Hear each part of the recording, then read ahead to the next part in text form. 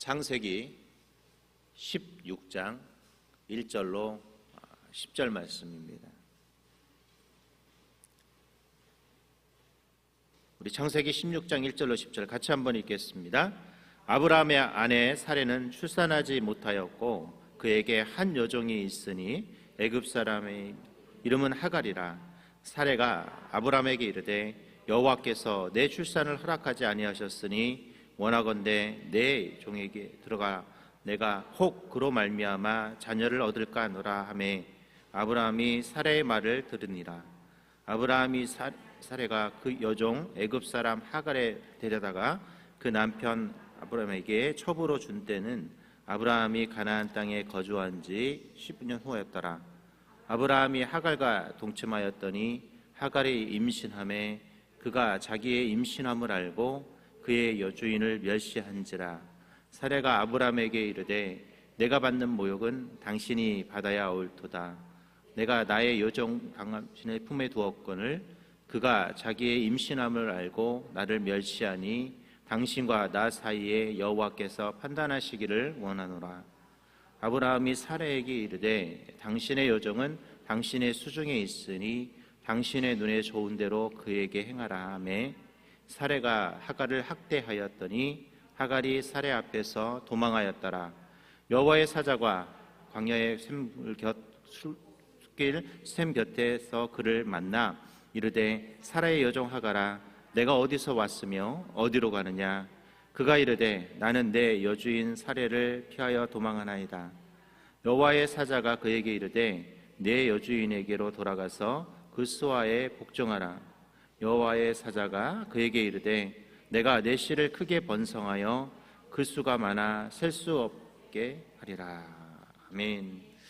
이스라엘의 건국 영웅으로 추앙받았던 이 골다 메이어라는 사람이 있습니다. 그는 1973년 10월에 이스라엘을 방문했을 때 당시의 독일 총리였던 빌리 브라이언트에게 모세를 원망하면서 푸념 섞인 말로 이런 이야기를 했다고 합니다. 우리 이스라엘은 모세에 대해서 불만이 좀 있습니다. 그가 우리 조상들을 40년이나 광야를 헤매게 한 뒤에 중동에서도 석유가 나오지 않는 이 땅으로 우리를 이끌었습니다 하면서 자신의 땅에서 이 석유가 나지 않는다고 불평하기 시작했어요. 그런데 놀랍게도 얼마 후에 이스라엘 아랍인들이 점령하고 있었던 이스라엘의 팔레스타인 이스라엘의 그 가까운 곳에 예루살렘에서 가까웠던 난서쪽으로 한 50km 떨어진 이 시펠라 분자라는 곳에서 뭐가 발견됐냐면 유전이 발견됐다고 합니다. 이 유전의 양은 그 세계 2위에 해당하는 아주 엄청난 석유의 매장량이 발견되었다고 하죠. 그럼 그렇습니다. 하나님은 거짓말을 하실까요? 안 하실까요? 안 하시죠. 하나님께서 이스라엘 백성을 어디로 인도하신다고 그랬어요?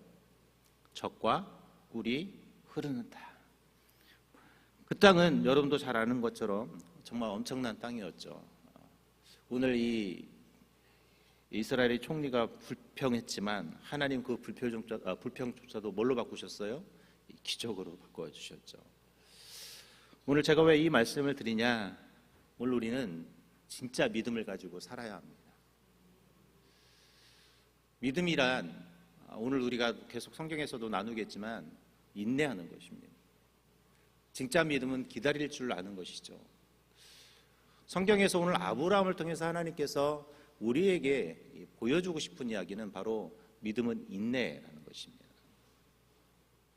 믿음은 어떤 특정한 행동도 있어야 되겠지만 가장 중요한 것, 정말 믿음은 오래 기다리고 기다려야 한다는 거예요.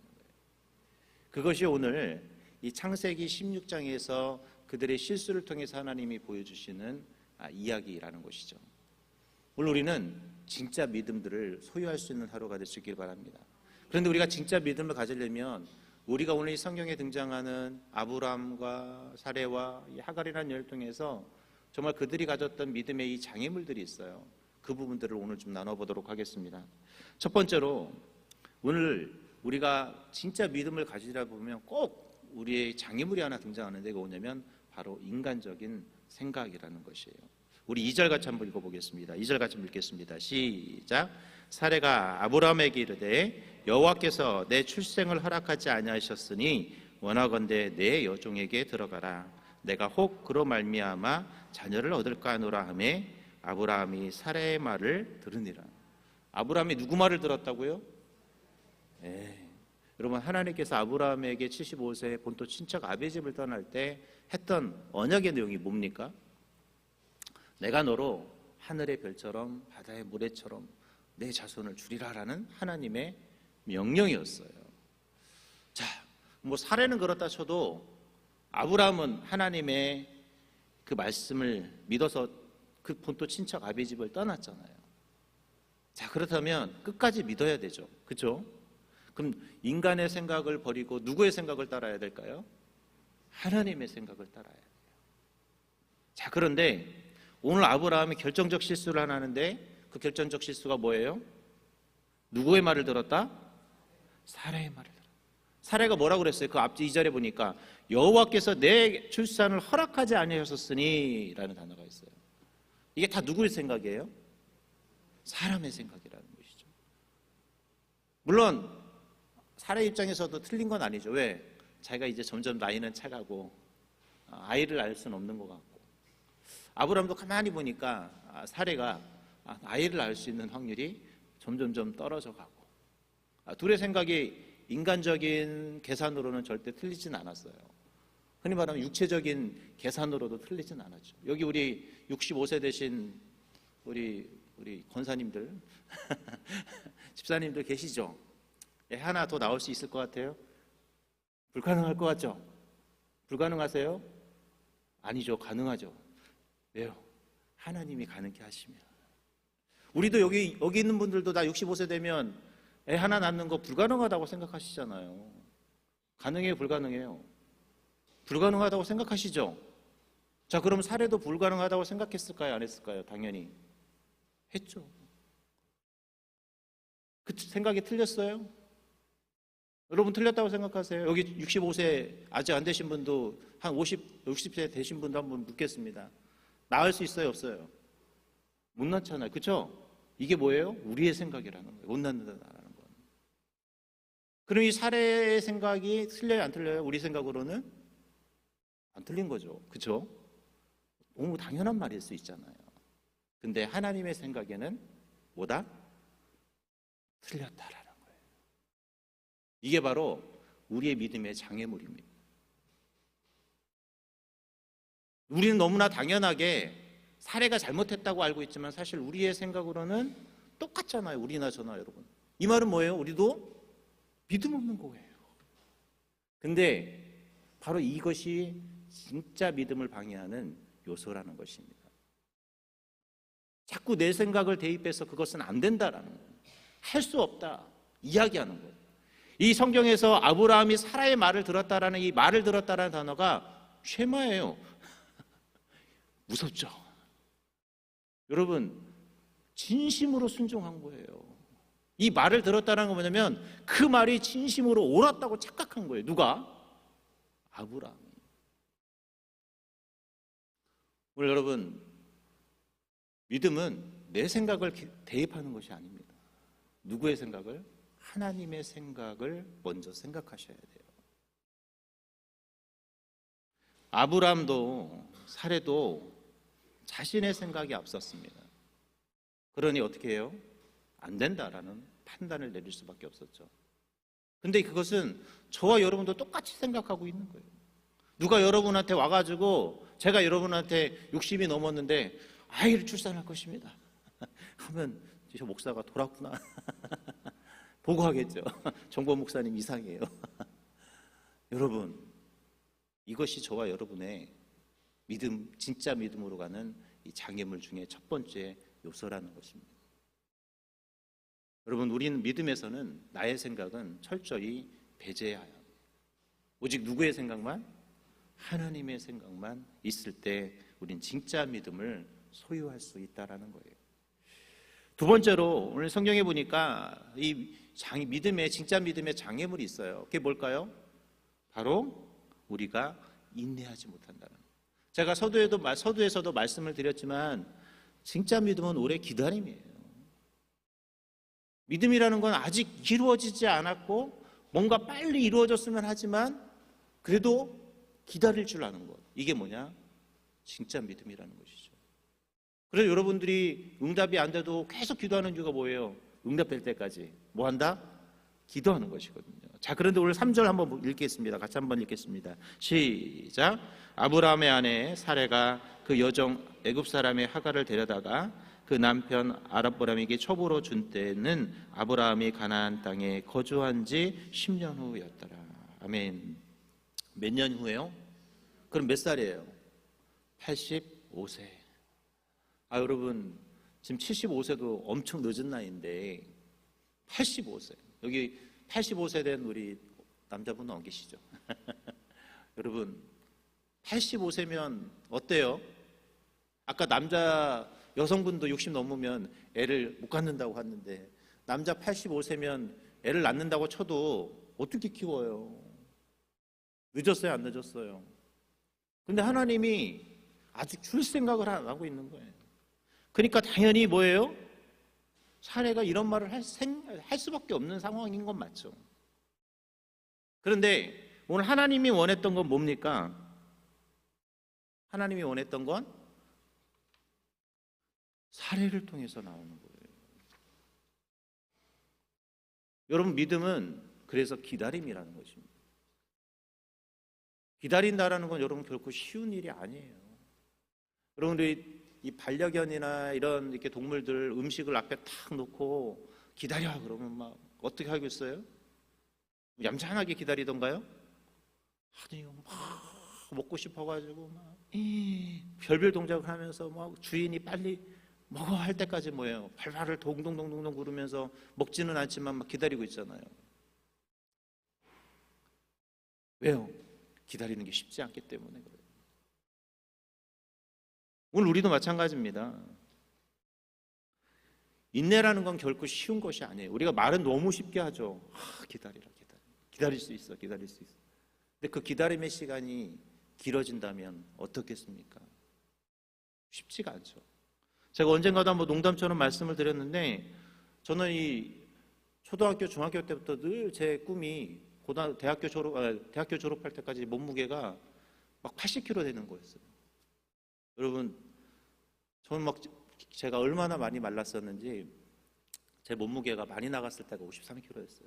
지금은 상상하기 안 가시죠? 진짜 많이 말랐어요. 제가 얼마나 많이 먹었냐면 친구 셋이서 라면 10개를 해서 같이 먹고 거기다 막 밥 말아 먹고 해도 사람들이 다 그래요. 넌 그렇게 먹는데 왜 살이 안 쪄? 그랬어요. 근데 여러분들이 지금 저를 보면 상상이 안 가실 거 아니에요. 근데 늘 기도가 뭐였냐면 하나님이 근데 이 키는 180을 안 되게 주셨는데 언젠가 한번 하나님께서 제 몸무게를 80을 만들어 주시더라고요. 제가 그때 사진 한번 언제 보면데 제가 진짜 그때는 완전히 이렇게 둥근 다리 떴습니다. 그때 막 제가 그 어떤 영화에 그 왕이 등 근육을 멋있게 만든 현빈이었군요. 왜 등 근육을 만든다고 해서 제가 또 헬스도 했더니 여러분 이 근육과 살이 찌면요 사람이 돼지가 되더라고요. 근데 제가 그때 몸무게 80 되는 것을 보고 깜짝 놀랐어요. 야, 하나님은 내가 중학교 때부터 기도했는데 한 30년이 다 돼서 응답을 해주시는구나. 여러분 그래요. 하나님은요 언젠가 우리에게 응답하시는지 그 인내의 시간만 기다리고 참아내면 하나님은 어떻게 하신다? 응답하신다라는 거예요. 그래서 믿음은 인내입니다. 야고보서 1장 4절에 보면 인내를 온전히 이루라. 이는 너희를 온전하고 구비하여 조금도 부족함이 없게 하려 함이라 라고 그랬어요. 여러분 인내하시기 바랍니다. 진짜 믿음은 뭐 한다? 기다릴 줄 아는 거예요. 당장 하나님이 나는 너무 지금 당장인데 내가 원하는 시간 당장인데 하나님의 시간은 당장이 아닐 수 있어요. 그런데 우리는 내 시간이 아닌 하나님의 시간을 기다려야 합니다.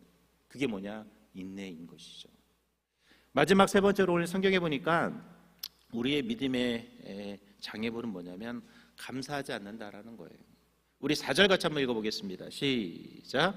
아브라함이 하갈과 동침하였더니 하갈이 임신함에 그가 자기의 임신함을 알고 그의 여주인을 멸시한지라.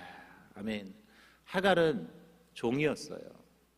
또 은혜를 입어서 어떻게든 아이를 낳을 수 있었잖아요. 그러면 뭐 해야 돼요? 적어도 자신의 주인이었던 사례를 멸시하는 일을 하면 안 되잖아요. 근데 어떻게 하죠? 멸시를 합니다. 이 탈무드에 나오는 이야기인데요. 비가 와서 홍수가 난 사람이 그 외나무 다리를 건너가고 있었다고 합니다. 근데 너무나 물살이 세차고 물이 금방이라도 이 강물 속으로 빨려들을 것 같은 그런 상황이었다고 합니다. 그래서 하나님께 이 사람이 기도했대요. 뭐라고 말하냐면, 하나님, 무사히 이 다리를 건너가게 해주시면 저의 전 재산을 바치겠습니다. 그렇게 하고 기도를 하고 갔는데 한 3분의 2쯤 가니까 진짜 무사히 갈 수 있었어요. 그때 이 사람 마음이 변했습니다. 뭐라고 기도했을까요? 하나님, 전 재산을 드린다고 했는데 사실 좀 너무 많고 반만 드릴게요. 이렇게 기도했대요. 근데 이게 웬일입니까? 갑자기 외나무 다리가 삐꺼덕거리기 시작하는 거예요. 좀 있으면 부서지려고 하는 것이죠. 그때 이 사람이 어떻게 기도했을까요? 아유, 하나님, 농담입니다. 다 드리겠습니다. 그랬답니다. 여러분, 물론 재미나게 지어낸 얘기겠죠. 오늘 근데 이게 우리의 모습이에요. 우리는 어떤 상황이 생기고 또 어떤 그 문제가 해결받을 때 잠깐 감사, 그 위기를 모면하기 위해서 뭔가를 우리가 하지만 진짜 감사를 하지 못하는 경우가 너무 많습니다. 그리고 받을 때만 감사하는 경우가 너무 많아요. 여러분, 여기 오신 분 중에 기도 제목 하나도 응답받지 못한 분 있으신가요? 내가 태어나서 지금까지 온 순간부터, 내가 주님을 만났던 그 순간부터 지금까지 오면서 하나도 기도가 응답이 안 됐던 분 손 들어 보세요. 그러면 없을 거예요. 적어도 한 번은 다 적어도 응답은 한번 받았겠죠. 그때 뭐라고 기도하셨어요? 이렇게 해주시면 내가 하나님을 정말 잘 믿을게요. 근데 막상 응답 받고 나서 그때는 너무 감사했고 막 심지어는 간증 영상도 찍었고 내가 감사헌금도 드렸어요. 그때는 정말 내가 온전히 살아계신 하나님을 믿겠다고 말했지만 시간이 지나고 또 불평의 순간, 또 인내하지 못하는 그 순간이 도래할 때 우리는 하나님을 어떻게 대면했습니까? 오늘 하갈처럼 어찌 보면 아브라함과 사례처럼 감사하지 못하고 기다리지 못했다라는 것이죠. 오늘 우리가 진짜 믿음을 가지려면 항상 감사할 수 있어야 합니다. 지금 뭔가 이루어지지 않았고 뭔가 역사가 되지 않았을지라도 기다리고 인내하고, 또 그것이 이루어졌을지라도 감사할 줄 알고 그 감사가 끊임없이 이어질 수 있는 그 모습, 이게 뭐냐? 그것이 우리가 가져야 될 진짜 믿음이라는 것입니다. 진짜 믿음은 특별한 믿음이 아니에요. 뭔가 엄청난 기적을 경험해서 그것 때문에 내가 하나님을 믿는 그 과정이 아니라 안 주셔도 또는 때로는 더 들지라도 감사할 수 있는 것, 이것이 뭐냐? 바로 진짜 믿음이라는 것이죠. 오늘 이 성경이 이 아브라함의 이 사건을 기록하는 이유를 우리는 기억할 수 있길 바랍니다. 인간적인 계산으로는 절대 쉽지 않은 시간 맞습니다. 안 될 것이 분명했어요. 근데 하나님은 그 불가능을 가능으로 바꾸시는 하나님이라는 사실을 이야기하고 싶었죠. 그러기에 우리에게 뭐예요? 기다릴 수 있어야 한다는 것이죠. 그 하나님의 능력을 믿고 우리는 기다리며 감사할 수 있는 자들이 될 수 있길 바랍니다. 오늘 이 자리는 저와 여러분이 진짜 믿음을 갖는 자리가 될 수 있길 바랍니다. 나에게 지금 당장 안 주실지라도 그 시간이 10년, 20년, 30년 아니면 여러분이 죽기까지도 내가 그 기도 제목이 응답 안 될지라도 감사하셨으면 좋겠어요.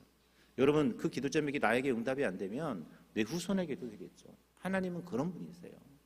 우리는 그 믿음으로 오늘 이 시간 기도하고 주님 앞에 한 걸음 한 걸음 다가가는 진짜 믿음의 사람들이 될 수 있기를 주님의 이름으로 기도하겠습니다.